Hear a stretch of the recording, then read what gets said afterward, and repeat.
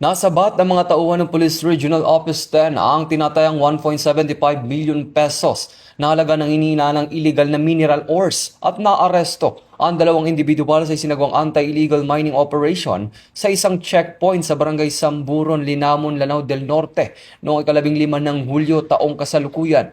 Ayon sa First Provincial Mobile Force Company ng Lanao del Norte Police Provincial Office, pinara ang isang wing van truck matapos makitaan ng mga paglabag sa batas trapiko. Sa inspeksyon, nadiskubre sa loob ng sasakyan ang humigit kumulang 350 sako ng ininalang mineral ores na walang kaukulang dokumento para sa transportasyon.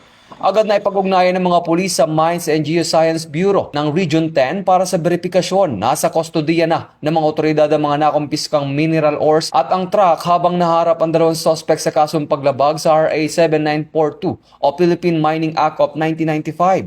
Hinihikayat ng PNP ang publiko na agad iulat sa pinakamalapit na impinan ng pulisya o lokal na otoridad ang anumang inihinalang iligal na pagmimina upang maprotektahan ang kalikasan at komunidad. Mula dito sa National Headquarters ng Philippine National Police, ako ang inyong PNN correspondent, Patrolman Edwin Baris, alagad ng batas, tagataguyod ng Balitang Pulis.